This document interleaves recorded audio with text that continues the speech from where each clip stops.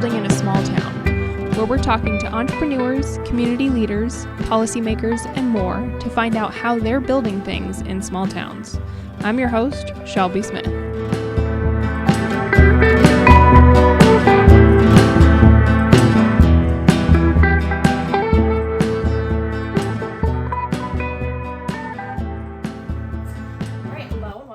Building in a Small Town podcast. Today I am on the road again. I'm up in Clarion, Iowa, the booming town, and I'm joined with Amanda Severson of Grandview Beef. And I was thinking about this on the way up here. I think that the very first time we met was actually my first farmer's market in Ames. I think that was the very first time that we crossed paths, was that very first Ames farmer's market. Yes, it was. And that's funny. I know.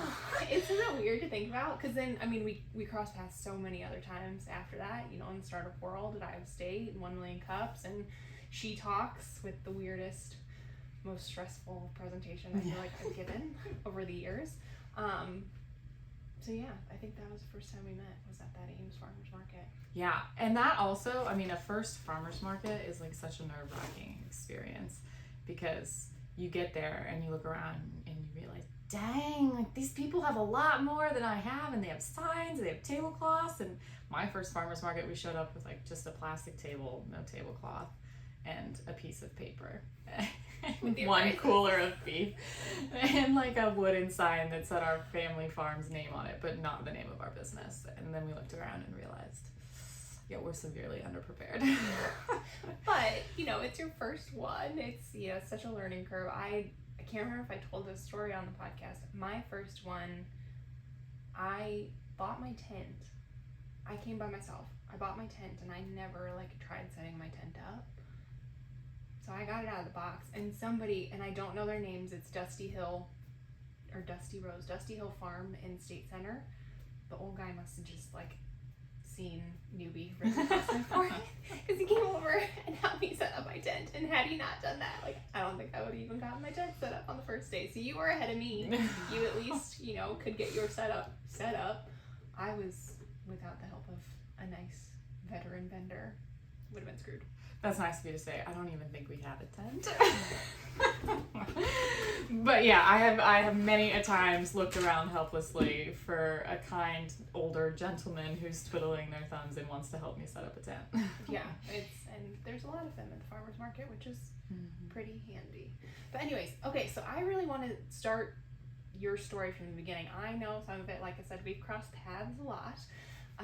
But you did not. We are in small town Iowa right now in Clarion, but you are not an Iowa native. And are you a small town native? That I'm not entirely certain of. I am. So I grew up in a town that only had 300 people, and it had a grocery store and a gas station and a hardware store, and that was it. And it was called Plain. It is called Plain. And we had to drive. The nearest town that had like all the amenities was 30 minutes away. So I am used to small town living and having to prep your groceries and all of that, but I'm not used to agriculture, small living. So that small town that I grew up in was in Washington State, and it is an agricultural area. It's near the apple capital of the world, so lots of orchards. I went to college in Pullman, which is wheat production central, the rolling hills, but I didn't care about agriculture at all. I had no interest, no tie to it in my family. I just pretty much stayed as far away from it as I could. So Iowa was very different for me. Very, very different. Okay, so then how do you get from a little tiny town of 300 in Washington State, how do you wind up in Clarion, Iowa? Yeah, so when I went to college at Washington State University, I knew I wanted to work in the sports industry. So I was somebody that is really passionate about athletics and sports, but always very average. I knew I was not going to make it. And so what sports did you play growing up, though? It was soccer and running. So track was where I succeeded the best. But again, like not even to the level where I would compete at state. You know, I would just sometimes win races and people would get excited, and then that was it. And so I wanted to be in the athletic world, but knew I wasn't good enough to actually play. And so I started to get internship experience at Washington State working for athletics. And I was working for the football team, the baseball team, and also just learning a lot about hospitality and interacting with people. So I worked at the president's office at Washington State and was able to develop relationships with some of the upper leadership. So my goal was, I'm gonna graduate from college with all this athletics experience and then all of these connections, right? Because we know in that world you have to be connected to get anywhere. And I want to work for the Seattle Seahawks. That was my dream because that was my home team. I grew up watching them, and I graduated. My degree was actually in communication, which is sometimes considered a laughable degree, but honestly, it was like the best option and choice for me. I'm so glad that that's what I ended up doing because I use it every single day. But I graduated from Washington State and I got an internship with the Seahawks. So I thought I had landed the dream job, and I was doing events and hospitality for them. So essentially making the players and their wives happy through different events and offerings that we did, like a training camp special area for the families, a holiday party. And it was really addicting and fun in the moment because you felt very important. But in reality, like when you step back and look, it wasn't very fulfilling in that you never truly made them happy. I mean, this is like a different level of clientele, and they're not connected to you in a personal way. They're just connected to you because it's their job to be. And so it was kind of losing its luster, but at the same time, I met another intern working at the Seahawks. And that intern was from Iowa, and he was working on the turf fields. He was getting a degree in turf grass management from Iowa State. And similar to my story, he wanted to work in the sports industry and had for a long time, and turf grass was where he was headed, and got to Seattle and realized he did not like the city and did not like working for professional athletes either. So you can probably skip ahead and guess that that was my husband, Knute. And we met there and just started talking and kind of trying to escape the city together on the weekends, realizing that we were not fans of being right in the heart of Seattle. And so we would go on hikes or go up to Canada and just kind of spend time together as friends. And then one thing led to another, and it became very obvious that I wanted to be much more than friends. But the plans were squashed when he said, I'm going to go back to Iowa. So he went back to Iowa, and I stayed thinking still, this is my dream job. I'm not going to leave this job. And my internship ended. The only job offer I got was to be an executive assistant. And that is just not my personality. That was not the dream job. No. And looking back, I'm sure that would have been a path, right? Like there's so many paths we could have taken in life. I'm sure I wouldn't have been in that job forever. It probably would have helped me move up in the organization. All of those things could have worked. But I was really stubborn and independent in that I did not want to be responsible for somebody else's calendar. And even if it was temporary, I didn't want to do it. So I needed another job. And I applied for internships all over the country in sports and got one with ladies professional golf. They're located in Florida, and I thought that's where I will go. That doesn't sound so bad. At this time, I'm still talking to Knute in the background while he's in Iowa. And then ladies professional golf called and said, this is temporary job located in Iowa. Of all places. Yeah, so that is the long story of how I got here. Many, many doors opened, lots of prayer, lots of going where I was feeling led, and some slaps in the face to just get me to where I needed to be. And moved to Iowa in March of 2016 for the job, Obviously. not for a boy. No. I would never. It would never influence. No, the never boy had nothing to do with it. Okay, so you moved to Iowa.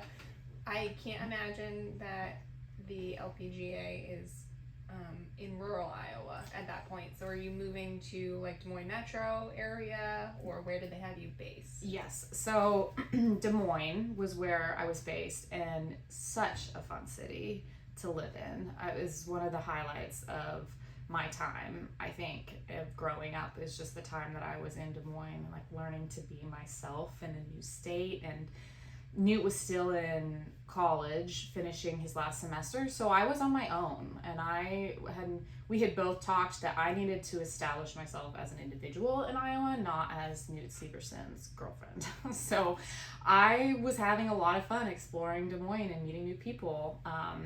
Not so much fun working for the LPGA.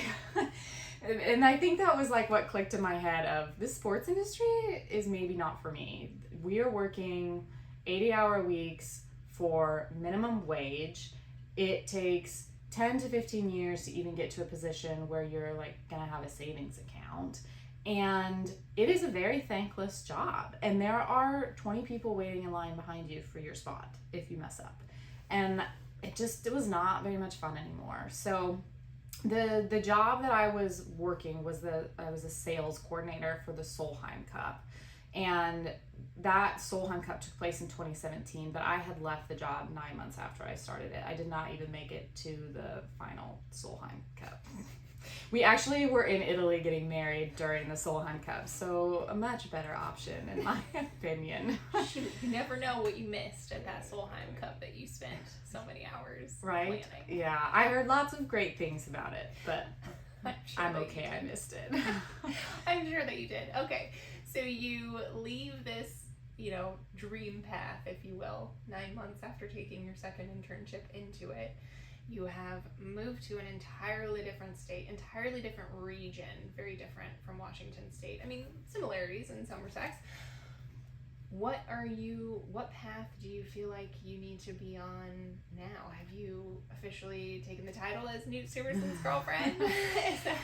Yes. So as I'm trying to figure out what's going on with the LPGA and wanting to leave, I'm getting some calls from the Seahawks, and there's some other positions that are opening up. And I think that was like really the turning point in my life where I could choose to go back to Seattle, or I could like jump head into what I was doing. And I remember very specifically that I went on a walk in Des Moines, and right next to the Iowa Cubs baseball park, there was a bench, and we sat down and we talked about what was I going to do. And he in no way wanted to stand in my way. If I wanted to go back, he wanted me to go back. But we were also realizing like this was much more than just a boyfriend-girlfriend relationship. And so that was the turning point where it was like, okay, if I'm going to stay, we're going to do this thing for real. Like, we're not joking around anymore, and we're going to get married, and we're going to do the whole damn thing. And so I stayed. On the backside, behind the scenes, what was happening was Knute was finishing his degree at Iowa State. There's an excellent program on agricultural entrepreneurship led by Kevin Kinley, who I'm sure many listening to this podcast know. And Knute was going through his class, creating a business plan for a beef business. And he wanted to sell beef to high-end restaurants and have it labeled as his family farm's beef. And so he was creating this business plan, and I love entrepreneurship. I did startup businesses in college. I did business plan competitions. And so I was helping him with all of his homework and writing. And I think Kevin even let me come and sit in a couple of the classes, which is so nice. And so when I decided to stay, I decided to start helping with the beef business idea. And obviously it was not making any money at that time. It was just an idea. And so I looked for another job too, and slowly moved my way closer to the farm. So I took a position with Iowa State University and moved to Ames. So now I've gone from like the big city in Iowa to a slightly smaller city, and I'm getting closer and closer to the rural farm. Yeah. And so what was that position at Iowa State? Were you involved in the entrepreneurship side? Like what? What was that? Yeah, and so initially I took a position as, I think the title was assistant marketing director. So I was just doing marketing and events for the College of Business, and it was fine. It was a job, a very safe standard job, but I was really getting more interested in this whole agricultural thing while it was happening. On the weekends, I was spending time at the farm, and all of my assumptions about farming were wrong. And I was learning so much about how complicated the industry is, how challenging all the different roles are that a farmer or a rancher balances. I was learning about all of the misinformation that's in our society about food in general. And I was just like this passion growing inside me that I really wanted to be more involved in the agricultural side of things.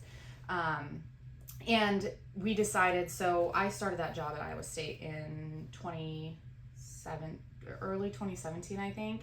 And by the summer of 2017, we were going to our first farmer's market. So the beef business has launched at that point. Is Knute back at the farm at this time? He is. He's doing like random jobs because he can't find a full-time job. So we have a wonderful business here called Sports Graphics. They design like the cushions and things for sports. So if you're like at a baseball field and the catcher, I'm so bad at describing this. This is laughable. This shows how much I know.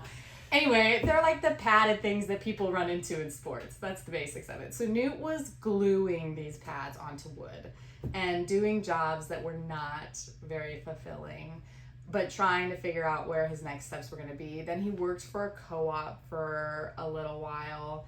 And I think it was when he was working at the co-op that we were able to kind of start the Grandview beef. Okay, so talk to me about that. What does the very beginning of that look like? So you're at Iowa State, you're in this marketing kind of communications role for the College of Business. You are starting to learn about the farm. What was the start like with your first few head of cattle? Where did they come from? Talk to me about that. So we were learning from some meetings with chefs that maybe the high-end restaurant thing was not going to work out. So they loved the beef. Knute went down to 801 Chop House in Des Moines and brought some steaks, and then they cooked it up with their stuff that they already had there and had a great conversation about it. But the reality was that they would not be paying the price that was needed in order to actually make money from this. And they wanted to work with distributors. And interestingly enough, my dad is actually a Sysco food salesman and has been pretty much my entire life. So I very much understand that side, that the Sysco food salesman is there every single week, making those sales, giving them deals, running around getting ingredients for them if they can't find them. Like, that guy is working hard to keep that business. And a farmer an hour and a half away who sometimes has product is not the answer. So we realized this restaurant thing is not working out. Let's just go to a farmer's market and see what happens. And so we chose the Clear Lake Farmer's Market, and again, horrible setup, but we went. And we just had one beef. It was raised on his parents' farm. Nothing special about it besides that his family had raised it. Knute didn't even have anything to do with raising that one. And it was grain-fed. And we brought it to the farmer's market. Pretty sure, to be honest, that we weren't following this legal standards of required meat sales. But we did it anyway. So don't come after me now. I do follow all the rules now. Statute of limitations is passed on that one. I don't even think about it. And people were interested in it. It was like the very beginning of this movement of buying direct to consumer. And the meat, when they would come up and they would ask about it, and we would tell a story of the family farm, they were not so enticed by what we thought would be the selling point. They wanted to know if it was grass-fed or grain-fed. Originally, we built this story off the idea that all of the work was done with the cattle on horseback. so that there was never any machinery used. And that was very naive, us not being the ones running the farm, because then when we started to do some stuff, we were like, machinery would be easier. Super helpful. Yeah. And it's really not affecting the cattle like we thought, like stress-wise. What stresses the cattle out is something new. So if they're used to horses, then that's great. But if they're used to machinery, then that's also great. So we were kind of learning like our story wasn't aligning, and people didn't really care about the horse thing. They more cared about, is it grass-fed or grain-fed? And actually the horses would get confusing. Like sometimes people would say, wait, so they're eating is this horse? Yeah. Yeah, not an easy story to tell. And so it caused us to ask this question of like, well, we've never really considered grass-fed. But I guess in Seattle at the markets and stuff that we saw beef at, grass-fed was selling for more, and that was something that was very appealing on the coasts to people, but not really in Iowa. And so it made us question our business plan, and we kind of made a pivot. And I think that story offers a lot of insight for people that are interested in starting a business. And one of the biggest recommendations that I always give people is if you have a product that can be consumed, take it to a farmer's market, because you will learn every assumption that you're making about your business. You will learn every question that people have. It'll give you all that you need to correctly market your business and set you on the right path, because people at a farmer's market are not afraid to tell you what they think. You will gain so much immediate feedback. Yes. Positive, negative, does not matter. They are going to come at you without a filter. So prepare yourself accordingly. But yes, from a marketing perspective and the telling of your story and hey, what is the actual important feature here, it is invaluable. It's probably the cheapest market research that you could possibly do. Yes. Yeah. Even if you're not selling your product, which in and of itself, like, there's a big clue for you. If nobody's buying what you're selling and the guy's tent next to you has a line, maybe you should reconsider what you're doing. So we came back after that. So that was 2017. We're not even married yet. We go and we get married. After now we have like loans together and we've signed this business paperwork, kind of in the reverse order we were supposed to do, but it worked out. I can relate. It's fine. Maybe that's the way successful businesses are built. Possibly. So we go back to the drawing board, and now I've moved to the farm. So I moved from Ames up to the farm, very naively thinking, I got this. And I had some people that were from Washington who were really negative about me moving to Iowa.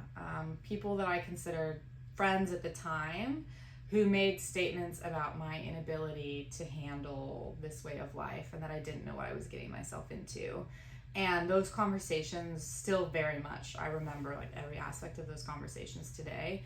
So when I moved to the farm, I had something to prove, right? Like I had a chip on my shoulder that somebody thought I couldn't handle this, and here I go and I'm gonna do it like with flying colors. Like what did they think that you couldn't handle? I think they thought I couldn't handle the work, the time commitment, the uncertainty of it all, you know? Like I had no agriculture background to understand a planting season or a harvest season and what that brings, or how to work around cattle. I think the comments were made at the time probably from whatever was going on in their own personal life, right? Like I think a lot of people want this way of life and see it as this beautiful thing that has a lot of money attached to it, which is laughable to me now. But I remember people being like, oh wow, you're dating a guy that has farmland, you're gonna be rich. I'm like, no, I'm gonna be in debt for the rest of my life. Literally up to my eyeballs. Yeah. So I think it came from their own personal desires to want to have this way of life. And they just thought I wouldn't be able to handle it.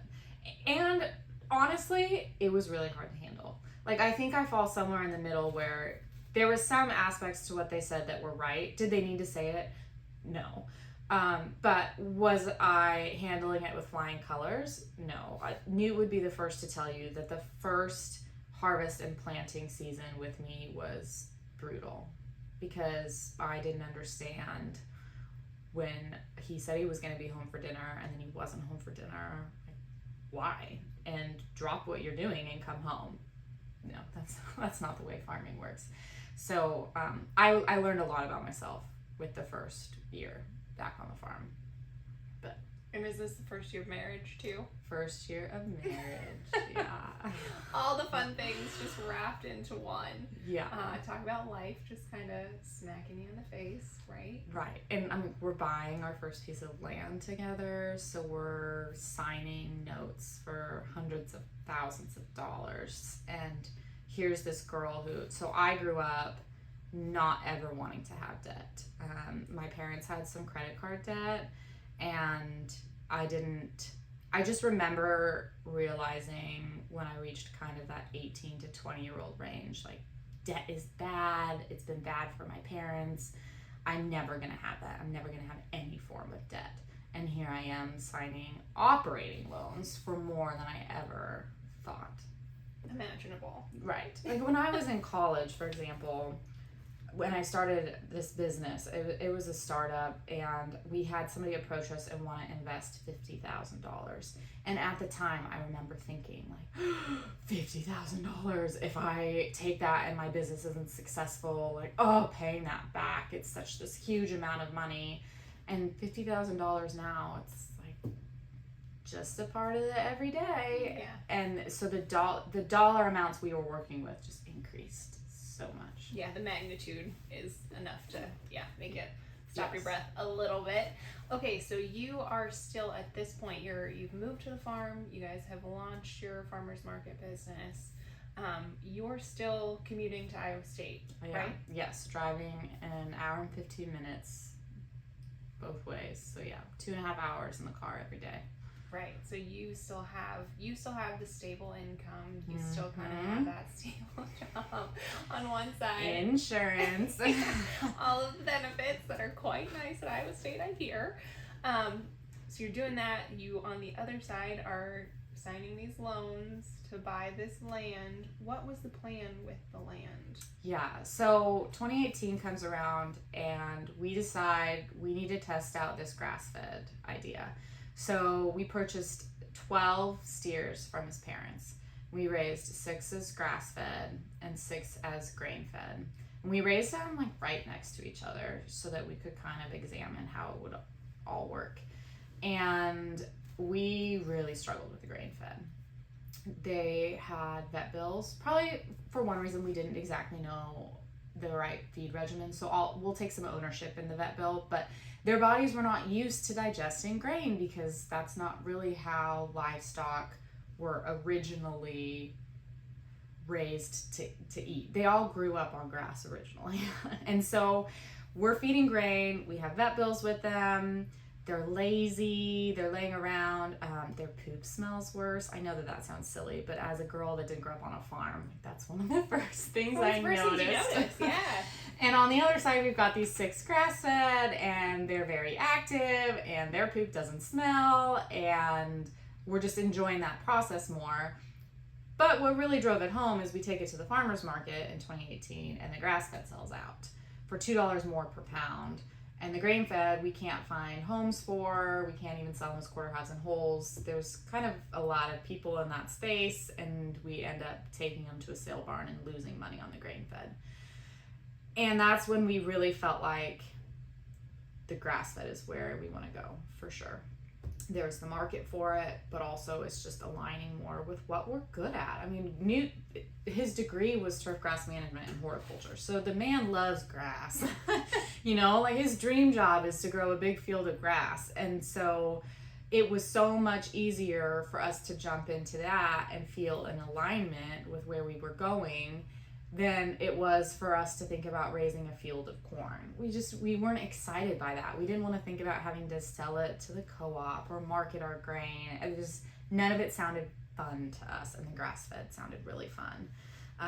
Also, we both like a challenge, and we loved that people around us were like, what the hell are you doing? That to us just fueled the fire of, let's see if we can get this to go. Yeah, because you are very much in row crop country. Like Yes. we are, it's flat as a pancake up here.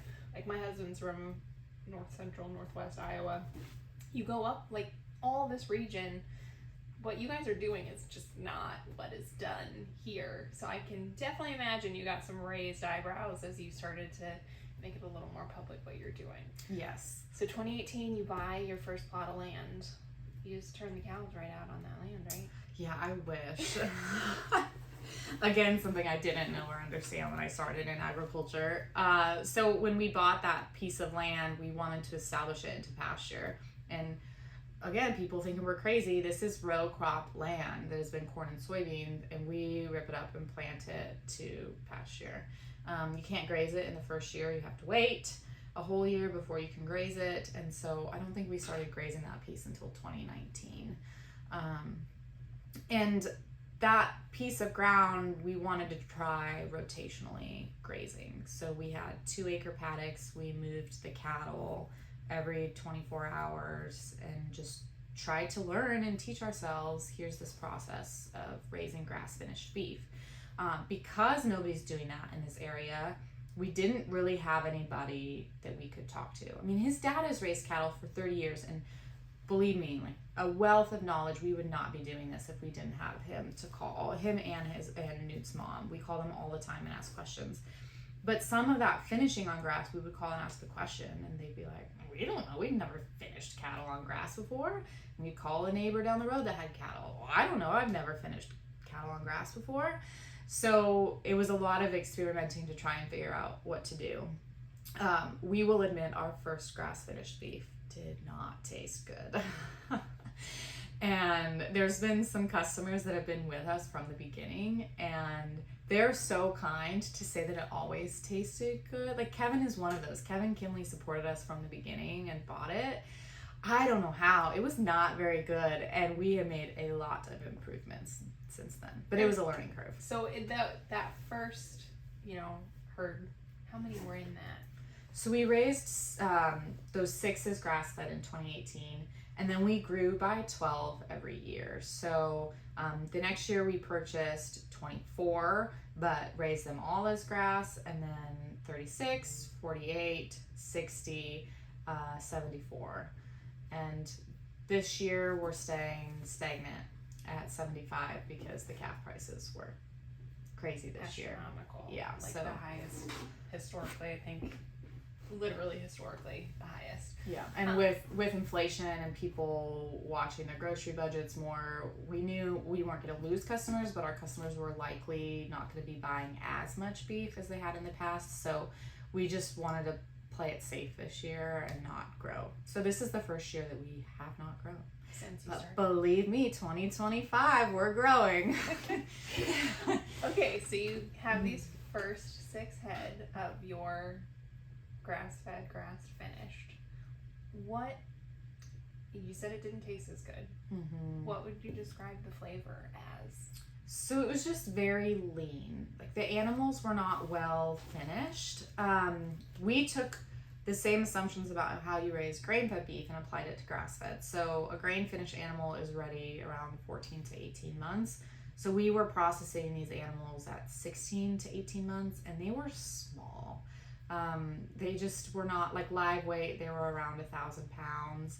And when they would hang, so when you do processing like this and you're working with a small processor, you dry age your beef, and it hangs in a controlled environment for anywhere from like 7 to 21 days.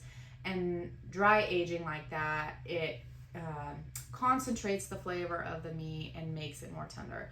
Well, it does that because it has this fat cover that is concentrated down. Ours didn't have any fat. And so it just was like, it was shrinking. The cuts were not big, and it tasted gamey because that aging, it's almost like a mold on the outside, and that was getting right to the meat because there was no protection. And so it was, small cuts, dry, gamey, not good. Not your best work. Yeah. Okay, so you did this experiment of 6 grass-fed, 6 grain-fed. At that point, are you still at the Clear Lake Farmers Market? Is that where you're marketing your beef exclusively at that point? Yeah, and we added, I think by 2018 or 2019, we added the Ames Farmers Market. It was 2018. Was it? Okay. Good. I'm glad you know the dates. Yeah, I do. Yeah, so by 2018, we had that other farmers market. And, we were the goal was just to sell stuff locally. At the time, there was some people that we were seeing online that were like shipping their beef nationwide, and that was really appealing to us.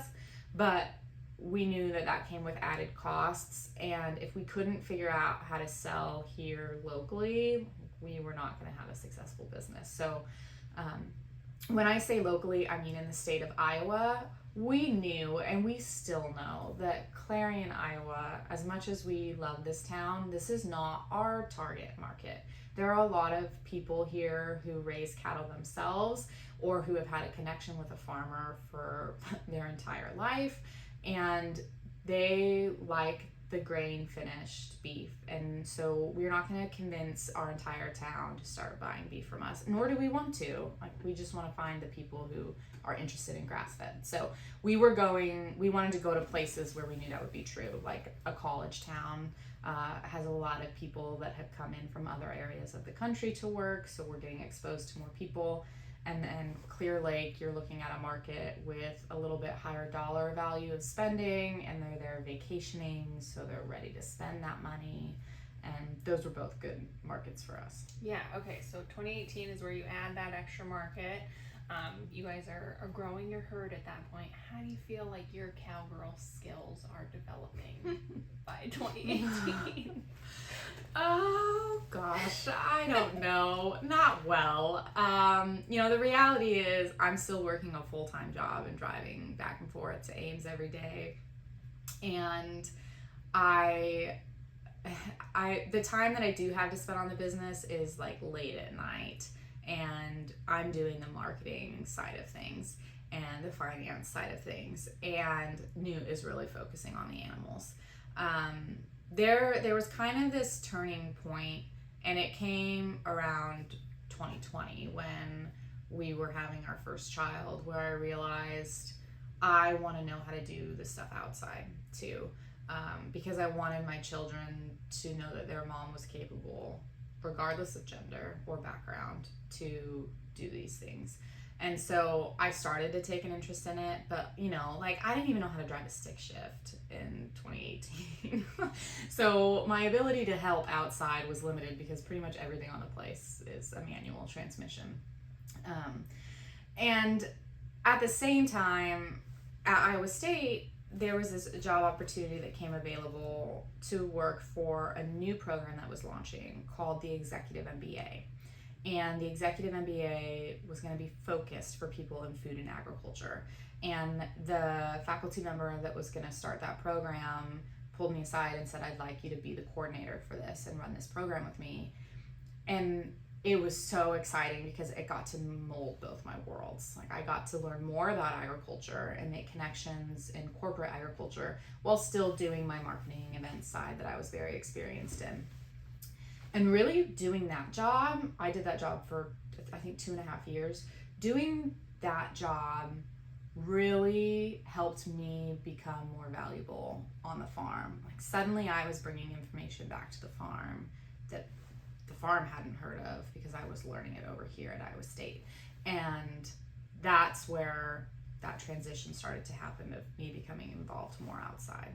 But still to this day, I want to make it clear, you have to have defined roles in a business just because time is limited. And also when you're working with your spouse, it can get dangerous, right? I mean, you're doing everything together and you're running a business together and you're supposed to love each other at night. And so we have very defined roles. I am marketing, sales, finance. He is operations, and I will give my input on operations. I will brainstorm, problem solve with him, but at the end of the day, he makes the final call outside. I make the final call financially or marketing wise. And we just saw this the other day. He's interested in putting up a new cattle shed. Again. We just finished paying off our first one, and we need another one. And he wanted it in a certain spot. I posed some questions. My questions were good thinking points. He's got to think about it. But ultimately, he knows if he comes back to me and says, no, it's going here, that's his choice. And he's in charge of that side of the business. Yeah. So there has to be lines. Yes. So basically when I tell my husband that I am not the one who's going to have the shovel in my hands, no matter how much you want me to have it in my hands, just ain't happening. Yeah. My skills are better elsewhere. Exactly. But thank you for that argument point. I will use this as proof one day. Anyways, okay, so you're still at Iowa State full time. Mm-hmm. You're pregnant with your first, with Harbor. You're starting to want to get more involved. Mm-hmm. At this point, you guys are on social media. Mm-hmm. You know, the social media, I think, started pretty early days. It did, yeah. So that had already started. You had the Instagram, you had the Facebook, you had all the stuff. But as you're starting to, like you said, learn things in this executive MBA program, I assume you're getting some like marketing tidbits here and there. You're getting some operation, like all sorts of stuff. MBAs are broad for a reason. So when did you really start digging into the Instagram thing? Because you guys have seen significant growth over the last few years. Like you put exponentially more effort into it. So walk me through that a little bit. Yeah. So around the end of 2019, Knute on the operations side is just continuing to buy more animals. Spend more money. Yeah. And my job is to sell that beef. And I'm realizing, like, at a certain point, we're going to tap out our local market here. Potentially just from inability to reach them without paid advertising, and we don't have a budget for paid advertising. But also, there's just so many people in the Ames, Clear Lake area that are going to buy grass-finished beef. And it's not as if you have the manpower and the resources to be at every single other market potential in the state. Like you are, that's one thing I don't think people realize necessarily with these farmers markets is like, you might come shop for 3 hours. That is a 7-hour endeavor for us between load, setup, you know, actual market, tear down, go back, unload, all of this stuff. Like it's not possible for you to add an additional in-person. Right. Something. Yeah. And to pay somebody to stand there is like, you don't make any money. Right. Then you're just writing it off as a marketing expense essentially. So at the same time, I'm also pregnant. And I'm thinking about the 2020 market season that we're headed into and realizing I'm going to have a newborn standing at a farmer's market. And there's this side of me that is like really empowered by that, but there's this other side of me that's like, this isn't sustainable for the rest of our lives. Right now, we can hire a babysitter or we can take the babies along, which that was naive of me to think. We do not take our kids to the market with us. But eventually, like, our kids are going to have a sporting event on a Saturday. You're going to want your weekends back. Yeah, I'm going to want to go. I'm going to want to not work every single day. And so the farmer's market model is no longer sustainable and we need to grow. And that's when we decide, like, now the online makes sense. And we're going to look at just starting Iowa, Minnesota shipping. But if we go online and we can reach people, then somebody from Minneapolis can order, somebody from Des Moines can order, and we don't have to go to those markets. We can just ship it to them. And so I started to pay attention to social media, specifically Instagram, and really put the effort in end of 2019. And at the time, there was another woman on social media in agriculture who was very successful at the time. She had 40,000 followers when it was like pretty rare to have that many followers on Instagram. And she was gonna launch a specific training for women in agriculture to learn about social media and Instagram. And I wanted to take her course. And it was a big investment. It was, I think I ended up paying a total of like $4,500 with travel and the course and everything else. But I made that investment and went, the course didn't end up happening until like the end of 2020 because COVID. Whoops. But it changed for us the whole social media game. Like it definitely made it more of a job, much more strategic. She gave the tools and insights that I needed in order to grow the account in the way I wanted to. And that's when the growth started to happen. and culminated in you guys being on an Applebee's commercial. Yeah. Sometimes I think that's pure luck. What happened was I got home from that training, that social media training, and one of the things that was said in the training was like, you need to be on TikTok. And I did not want to be on TikTok. And at the time on TikTok, pretty much all anybody was doing was dancing. And so we did the viral Applebee's Walker Hayes dance in front of our cattle, and I convinced Knute to do it one night over a bottle of wine. I think it was the second bottle of wine of the night, which is maybe how that happened. And we learned the dance, and we go out and we do it. And it didn't get that many views, like 7,000 views, but Applebee's saw it. And we got paid for it. It was like less than a half a second in an Applebee's commercial, but we did it. I was gonna say, it's still a good story, and you know, you guys have seen some really cool success and some growth with the reels and the TikTok and all of that. But like you said, it's not as if it just happened. Right. It was a lot of work. It was a lot of work. I was gonna say, I know that you're on every day. You have, you know, specific themes of what you are talking about, all of that stuff. The other thing that I don't necessarily know that gets discussed when something like that happens, I've got to imagine that you found plenty of people that had plenty to say about how you were doing things, and yes. specifically how you were doing things wrong. Yes. So talk to me a little bit about that, like how, you know. Yeah, I don't have hard skin. I'm very soft. I'll be the first to admit that. And Instagram has forced me to get some hard skin. So I kind of went through like this whole different growth stage of Instagram, where I came back from that event and I was like, gung-ho, Instagram is our future. I'm going to put all my eggs in this basket. And I wanted to get brand deals and sponsorships. And I wanted to be that influencer that got paid to promote other things. And we did that for a while, and then it started to feel really out of alignment, which, like, I've said that word a lot in the course of this podcast, but I think that's important. Like, we're always looking at, does this align with where we want to go? Does it feel right? And if it doesn't, why are we doing it? And so I think the turning point for us was we did a brand partnership with Templeton Whiskey, and Knute made a drink, and the whole thing just felt so not us. And why were we talking to our following about somebody else's product when we wanted to sell our own product through these channels?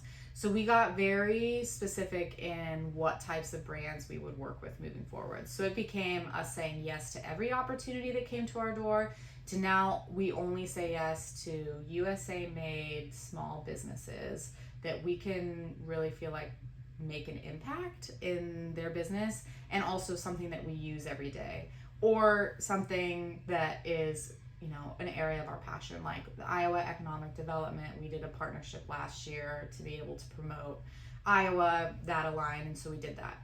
But over the course of this time, as the following is growing, so is the negativity.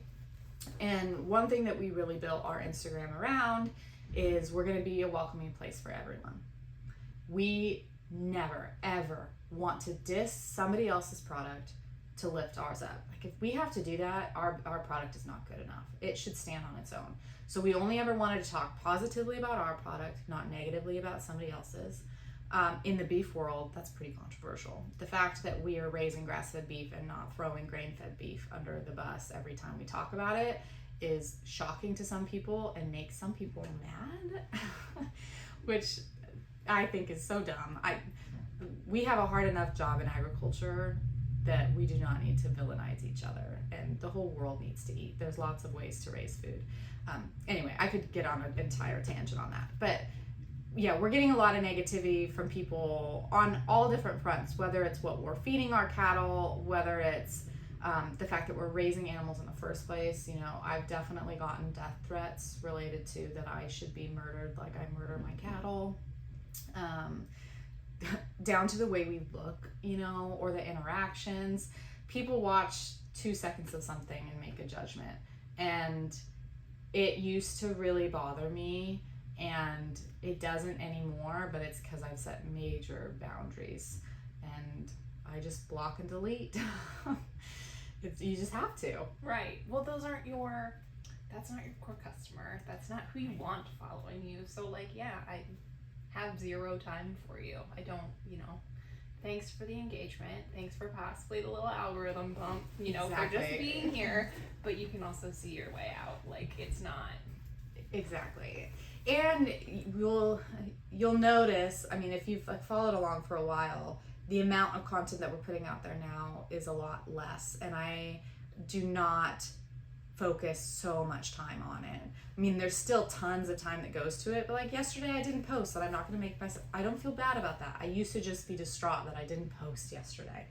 It happens, and Instagram or social media is one tiny part of our business, and we have all of these other marketing strategies happening in the background that are equally as important, if not more important, than what I post on Instagram for that day. And Instagram could disappear tomorrow. You have to build a business around so many more things than that, because you do not want that to disappear. Right. So kind of in line with that whole theme though, did you see the growth? Like the online, did it translate into sales growth? Yes, but not in the way that some would expect. I think some people see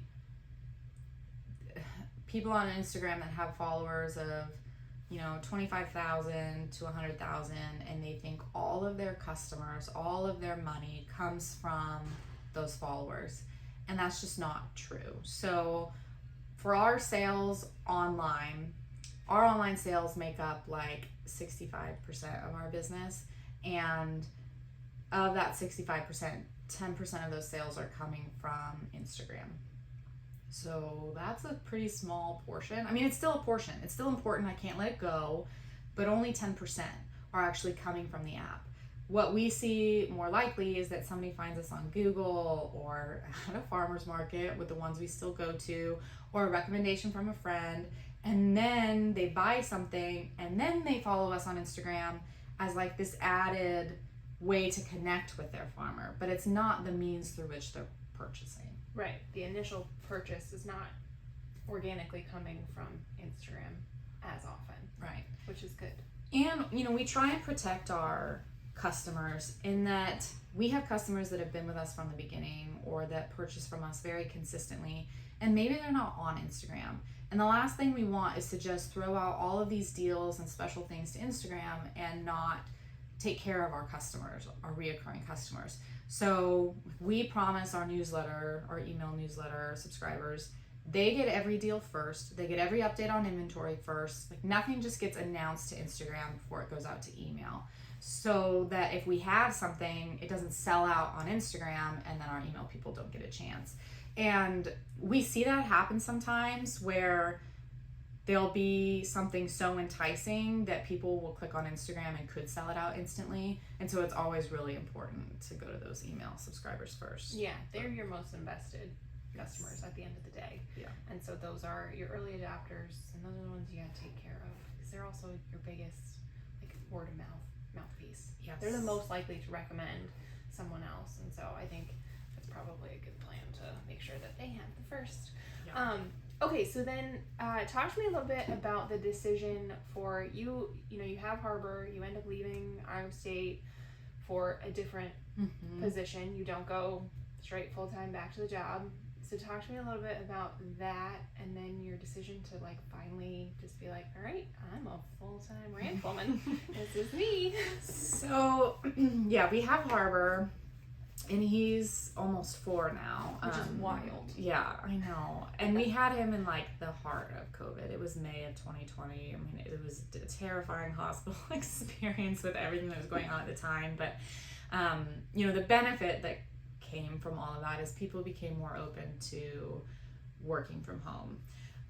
So I'm loving the Iowa State Executive MBA job. I still love and miss that job. It was such a fun job working with executives in that space. But it's very unrealistic for me as a mom and a business owner. Grandview Beef is growing, and I'm spending 2.5 hours of my day in a car. And while I can work from home some days, the reality is that in-person time for an executive MBA is vital. And it's taking place on the weekends. So my Fridays and Saturdays are spent in Ames working when they should be spent with my children, with my child at the time, and working on my business. And so I'm like getting torn in all these directions and failing at all of them, you know? And I think that's a feeling that entrepreneurs get a lot. Like, they take on too much and then they're not succeeding at any of it. They're just skating by in all of it. And that is the most frustrating feeling. And so it just wasn't sustainable anymore. And there was an opportunity to get a fully remote job, still working in agriculture, promoting the Women in Agribusiness Summit, which is a conference that I had attended 3 years, loved it, and was all about promoting women in ag. And so that really aligned with me. I was heartbroken to leave the Iowa State job, but I did it, and I worked that job remotely. I think it was like 2 years or a year and a half. I'm so bad at years. I need like a timeline in front of me to remember all this stuff. And it was fine. It wasn't, it just didn't ignite any passion in me. And again, I just found myself being pulled, like, I really need to be doing this for Grandview Beef, and I'm over here doing this for somebody else's company. Mm-hmm. And what we kept coming back to and what was holding me in this job was insurance. And then somebody just finally called me out one day and was like, you know, there's hundreds of thousands of people that have figured it out. Have you really done enough research to see if you can figure it out? I'm like, you know what? No, I haven't. Needed that. Thank you. I needed a little kick in the butt. And so, you know, and here's Knute over here on this side, like, buying more stuff and growing the business. And he just has no fear. And thank goodness, because we would not be where we were if he didn't just push us to grow. But we're continuing to grow. And it's like, okay, I've got 75 animals to market and a full-time job and a baby. And now I'm pregnant with another baby. Like, this is not working. So we just decided that after I had my second, Luella, we had her in September of 2022, that it was time for me to walk away. So I went back to the job and stayed for a while and worked, and then it was March of 2023 when I finally went all in on Grandview Beef. It was terrifying, and I think a lot of people feel that way, but also there was just no other option. It was very clear. We waited until the very last possible moment, and when we pulled the trigger, we knew it was necessary. And there have been so many times since then where I just look back and think, how did we even do this while I was working a full-time job? Because my husband still does work a full-time job. So yeah, now every day is Grandview Beef, and it's full and busy, and I love it. I feel very, very fulfilled. Yeah, it is a scary leap though, but like you said, looking back, you're like, man, how was I? You know, hindsight's always 20/20, and you see like the deficits and everything that you were, because you didn't have time, you didn't have the bandwidth, you had a toddler and a newborn, and you can only do so much. Yeah, and I think in this entrepreneurial world, people often read these books or see these stories where somebody like made it big or took this huge, ginormous risk and went all in on themselves. And in reality, what more of our stories are is like these little check-offs of like, okay, if I can do this, then I move to the next step. If I can do this, I move to the next step. You know, we had a savings account of money to get us through that first year, because Grandview Beef was still not paying me in 2023. And luckily, 2024, I took my first Grandview Beef paycheck ever, and I'm paying myself every month. And the reward in that is just, it's so awesome. But we're in year 7 of our business. And I think that it's really easy for people to read these books or see these stories and think like, oh, well, I just can't do that because it's just not possible for me. That's a once in a lifetime opportunity. Well, it doesn't have to look like that. It can be small steps along the way to get you to your end goal. Right, and still end up building something substantial, something Yes. that is, it feeds your family kind of a thing. Yes. So, okay, we are currently sitting in your warehouse, which this was another one of those. Knute just went out and spent some money. He did. Sensing a theme. So you move into this warehouse. You buy this giant freezer that you had not intended on purchasing yet. Like, talk to me a little bit about how that all evolved from going from your 1 cooler of beef that you brought to your first farmer's market to this. Yeah. So the world is shutting down in 2020, and we have a new baby. And Knute brings me to this warehouse, which is big, very big, and says, I need to buy this for my day job. And his day job, which will shock a lot of people, is he's a Pioneer Seed salesman representative. We raise grass-fed beef, and my husband sells Pioneer corn. And he needed a warehouse to store his seed products. And we just couldn't find one. And every door that we kept looking through kept getting shut. And this was a Illinois Seed Foundation building. And when COVID happened, they decided to get out. And Knute just heard about it through the right people before it got listed, but it was like a we need to make a decision now type of thing. And so to be honest with you, I don't even know if he asked me before he bought it. I think he might have just bought it. Hey, honey. Or he might have taken me here afterwards, after he bought it. But it's this huge space, and there's office space on the other side of the building. And so pretty quickly we realized, like, we need a tenant that can fill this space because we do not need this amount of office space. So there we fixed the money problem. We get a tenant. And so they have one half of the building. Knute stores a seat on the other side. But I need a place to ship our beef because the beef business is continuing to grow. Online sales are growing. At this time now we're shipping to the Midwest, anywhere that speedy delivery service will deliver. And so one of the reasons we were actually interested in this building is there was a refrigeration unit in it already. And here we are naive thinking like, we just saved ourselves so much money. We're going to use this refrigeration unit, convert it into a freezer for beef. Buy the building, can't do that. Yeah, you cannot use a refrigeration unit and convert it to freezer because things swell and cracks, and so we have to sell the refrigeration unit and buy a freezer. The reason that we needed a freezer was because we were continuing to grow, but of course we can't just sell all the beef at one time. We have to sell it throughout the year, and we needed a place to store it.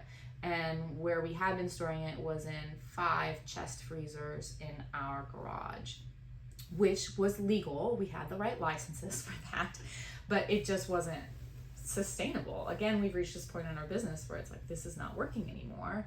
And so we needed a freezer. We purchased this freezer using the farm storage loan program at a time, 2020, interest rates were incredibly low. I think we lucked out in a lot of ways with our purchases and investments that we made because they were around that 2020 time frame. And while I was really scared at the time, Knute had I don't know if it's just like lack of fear or if you could call it really business sense, but he wanted to take the risks, and so we were getting these loans for the building, for the freezer, when interest rates were really low. Yeah. Okay. So, but then just add those zeros Yeah. to the loan pile that you never wanted. Yeah. It's fine. I think at that point you're probably like, what's $50,000 more? Sure, let's build a freezer. Yeah. And for long-term growth plans, it does end up setting you up for having some capacity as you keep moving. So all in all, Knute, you were probably right. Yes. Yeah, he was. It just maybe takes a little bit to wrap your arms around it, perhaps.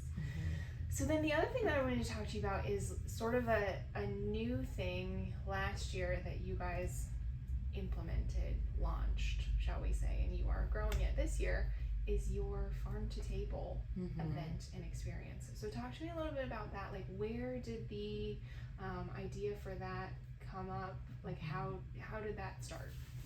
Yeah, so when I first was visiting the farm, and we talked about this earlier, I had all these assumptions that were not true. And it did not take very long for me to see that. And that was a real eye-opening experience for me, in that if everybody in their lifetime was just required to step foot on a farm for a couple hours, they would think so differently about the world. But they're not required to do that. nor do they seek out that opportunity, because farms are associated with lots of things that are unattractive to people, like flies and poop and dirt and all things that I was afraid of when I moved to the farm. And so one of the things that we've been really passionate about with Grandview Beef is that we're not just selling beef, but we're trying to educate people in agriculture in a very welcoming way. Not like a forceful, learn about our industry, but more like, hey, if you want to learn, ask us any question and we're open to it. But we wanted to do that on the farm and get people actually with their feet on the ground. And it's unrealistic for us to do tours because we can't just have people dropping by, and we don't have the labor for that. But there was this idea in our back of our heads of agritourism and doing some farm to table dinners. Part of that came from where we got married in Italy was an agriturismo, and they did it right. Like, they grew all of their produce, all of their meat on the farm, even the olives for the olive oil, and then they made these extravagant, delicious meals with this beautiful backdrop, and they just knew what they were doing, and that was very attractive to us. And so for years we wanted to do some sort of farm to table dinner and kind of combine our passion of hospitality and hosting people with our business of beef, but we always found excuses to not do it. And I told Knute when I quit my job in 2023, I will not make an excuse this year. We will do a dinner. And so we did, and it was just 36 seats one night in September, and we sold out within a couple weeks of launching the tickets, and it was just a really great experience. We loved it. The people that came loved it. They gave us all sorts of wonderful feedback and reviews on all the reasons why they loved it and what we should repeat, improvements that we could make. Truthfully, on the backside of things, we lost a crap ton of money. Like, I was hoping to break even, and we lost so much money on it that when I went and looked at it for this year, it was like, okay, we want to do this again because we loved it so much, but also it has to make financial sense for us, and this has to be adding revenue to the farm, not taking away. Because another attractive thing about it was, let's diversify our revenue streams and not just be solely the beef people, because what if something happens to the herd, or, all of these future scenarios, we could protect ourselves if we had more revenue streams. So this year we're doing it again. We are set to make money. And we decided to kind of go all in and host 4 this year, 40 seats at each. And I'll be honest, I launched tickets and I had a lot of confidence that it would instantly sell out, or at least some of them would. And that's not been the case. And then I just did some math and I was like, okay, 40 times 4. Oh, 160 people? That's a lot of people to expect to buy tickets to something in the middle of rural Iowa with no hotels or resources nearby. But we're slowly selling the tickets. Our first dinner is almost sold out. Our last dinner is almost sold out, and there's some available tickets to the 2 in the middle. So talk to me a little bit about, because I saw the pictures of it. It was gorgeous. Mm-hmm. The food looked delicious. But so you say we lost our butts on this. Yeah. So what are some of the things behind the scenes that maybe people who attended, it was a great experience, we loved it, we want to come back, we probably bought repeat tickets, but what were some of the things that maybe you didn't realize were going to be the investments that needed to be made to put on an event like this? What was it? Did you have to do licensing fees? I assume you had to have a chef come in. What was it? What were the things that were not seen? Yeah. So one of the things that I really didn't think about was that we are a working farm, and not every aspect of our farm is pretty or made for large groups of people. So when we started to get ready for the dinner in the summer, Knute was like, we have not put gravel down in our driveway for years since we moved here, and we need gravel. And so all of a sudden we're like buying loads of gravel. I'm like, how does this have anything to do with a farm to table dinner? And I'm sure the people walking on that gravel weren't like, oh, this is $3,000 worth of gravel under my feet. But it is. And we didn't have tables and chairs, and we live an hour and a half away from a place where you can rent those. So it didn't make sense to rent them if we were gonna move into doing these in the future. So we bought chairs, we bought all the materials for tables and had custom tables built and welded. We needed every type of thing that you could think of that was on the table. We had to buy that. And the chef brought last year her own utensils and plates and cups. Well, that added cost. And so by the time all the bills were said and done, like the charges that we got, we lost. And then that was even with us lucking out with beautiful, perfect weather. And so as we went into this year, we needed to think of investments that we could make that would set us up better for long term. So like we purchased a tent in case it rains or it's too hot. Now we actually have a place to put people. And then we purchased all the cutlery and plates so that we don't have to pay the rental fees to the chef for doing that. We actually negotiated rates with chefs rather than just letting the chef tell us how much they cost. So a big learning curve, but we're gonna do it. And so like the chef takes care of the rest of it though, right? Do yeah. You, like, so you know what I'm saying? Like, do yeah. you approach the chef and you're like, hey, we want to do this?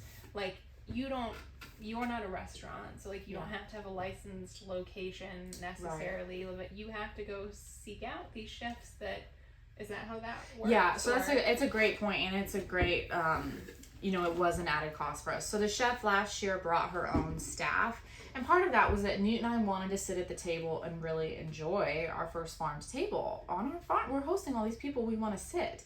And I think we just didn't understand that we could have enjoyed it standing up and serving, rather than sitting. But that was a big learning experience for us. So we paid for her to bring all the labor. And that was really fun and great, but it's a lot more affordable for us to do the labor. So, we have a full-time staff member who's on salary. We have an intern who's on salary. And so we can have them dedicate hours that week to that meal and not have to pay them anything extra. And it's an awesome experience for them. Knute and I can work it. And so this year, it's a lot different in that we just pay the chef for their labor and a reimbursement of ingredients. They have the freedom to do whatever they want. They use our beef. They don't have to pay for our beef. We give them the beef. And if they want to bring somebody along like a sous chef, they can, but it comes out of their salary. And then we do the rest of it. And what's really fun about that is that, yes, we have our 4 standard team members, but we also have family and friends that want to help and want to be a part of it. And so you'll see a lot of faces around the farm this year that are just our friends and community who decided to show up, work for free, and support us. Yeah, and it's not something like making them go stand at a farmer's market for 5 Right. hours Yeah. and sling your beef. It is a beautiful experience that, you like you said, you can get some faces that are, connected one way or another, and they just want to be a part of it. Right. And what we found when we sat at the table was we only really got solid conversations with the people that we were sitting next to. And we'd much rather be walking around serving and pouring water so that we can chat with each individual person, because it means a lot to us that somebody buys that ticket, gets the babysitter, comes for the night, and does that. And so we know it's a lot to ask to come to Clarion, and we want to interact with them face to face. And it'll be so much easier to do that when we're not sitting at the table eating. Right, even though I'm sure the food was delicious. I know. I'm gonna ask the chef to make sure that he has some for all of the workers as well. Some extra plates, yeah, so you guys can have them in the background. I think that's awesome. Yeah. Okay, so as you look forward to the next 12 months, what are you most excited about? It can be personal. It can be Grandview beef. I think that we are at a real turning point where, as Knute puts it, we have a tiger by the tail. So we kind of feel like the world's our oyster as far as growth goes, and we just have to decide how we want to grow. but we're making some really big decisions about growth that will require more team members and more strategic thinking and investments, and all of that is really scary, but it's also exciting. And we're looking at ways to expand our footprint through different product lines and things that could get us on more shelves. And so as we think about those things, it excites me because we feel like the world's our oyster and we can do whatever we want, but we don't have to do anything at all if we don't want to. like Grandview Beef is finally profitable. And transparently, part of that is that we've received some grants. So those grants are helping us. But for the first time, we're like gonna have money left at the end of the year that we can decide how we want to reinvest that back into the business. And to have all those opportunities laying out in front of us and knowing that we get to choose what aligns for us best, that's exciting. Like, nobody is telling us what to do. That's our choice. And you also don't, like you said, you don't have to.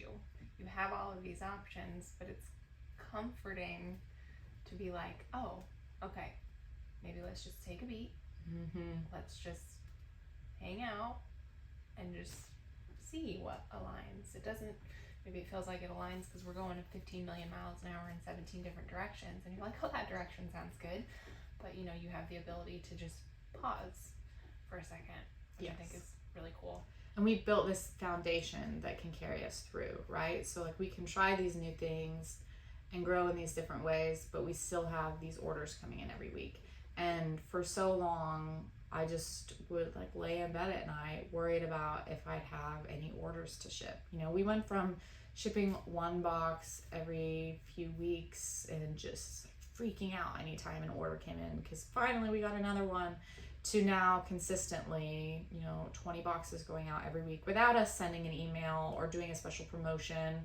And then on the weeks that we do those things, the orders increase even more. But we have consistency in orders across every single week, and that's a really good feeling. Yeah, you can project, you can forecast. Yes, right? It must be nice for the financial person to be able to forecast some sort of an income. Yes. Okay, if people want to follow along, if they want to buy your beef, if they want to get in contact with you, where should they go? Yeah, so our website is grandviewbeef.com, and then our Instagram is grandviewbeef, and they can follow along. I do try to be on there every day, and Knute takes over on Fridays. That's something really fun that we do, where he shares his side of the business on Fridays, and it's kind of like the wild, wild west. Like, I never know what he's going to do or say. But yeah, it's a great way just to get to know us and follow along. And then, like we've talked about so many times on here today, we want to be welcoming and open. So no question is stupid or wrong. We want people to reach out to us. We want to be a resource. We're just here to help. Awesome. Well, thank you so much for taking the time to sit down and chat with me. Thank you for coming to Clarion. Of course, no problem.